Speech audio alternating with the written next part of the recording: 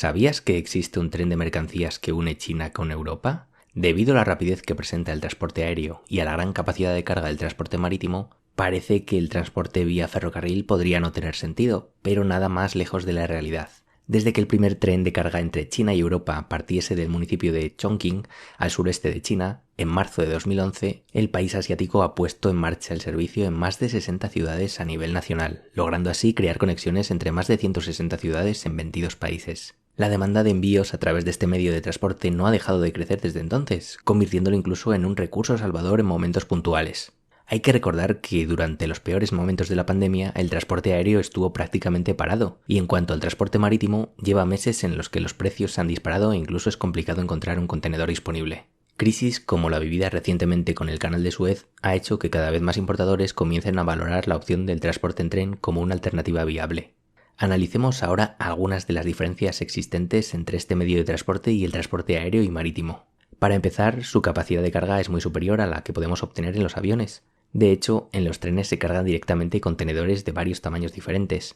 Evidentemente, el volumen de mercancías que puede soportar este medio siempre va a ser inferior al que obtendríamos vía marítima, pues las vías de tren son las que son, siendo imposible competir con la ausencia de límites que hay en los océanos.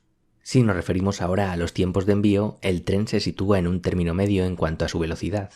Los envíos aéreos, dependiendo de la ruta y la tipología, pueden tardar entre 1 y 7 días en realizar el proceso. En cambio, un envío marítimo entre China y Europa puede tardar en llegar incluso más de un mes. En cuanto a tren, la ruta conecta China con Europa en un plazo que se sitúa entre los 12 y los 25 días. Hablemos ahora de los costes. Es complicado dar cifras concretas en estos tiempos, pues ahora mismo estamos ante una situación de saturación de envíos a nivel global en la que los precios se han disparado. Aun con todo, los costes de envío mediante tren se sitúan mucho más cerca de los envíos marítimos que de los envíos aéreos, siendo una opción relativamente económica, o al menos así venía siendo antes de la situación actual que acabamos de ver.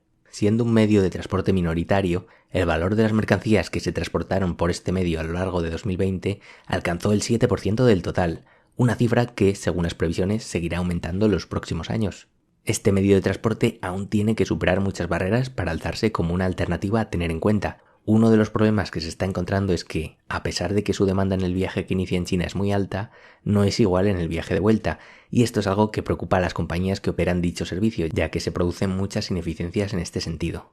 Igualmente, la ruta ha tenido bastantes problemas para hacer frente al aumento de la demanda de mercancías. Habrá que ver cómo solucionan esta cuestión, ya sea con una mayor afluencia de servicios o con la ayuda de otros medios de transporte. En cualquier caso, si estás pensando en importar de China, es recomendable tener en cuenta esta vía de transporte como una alternativa más.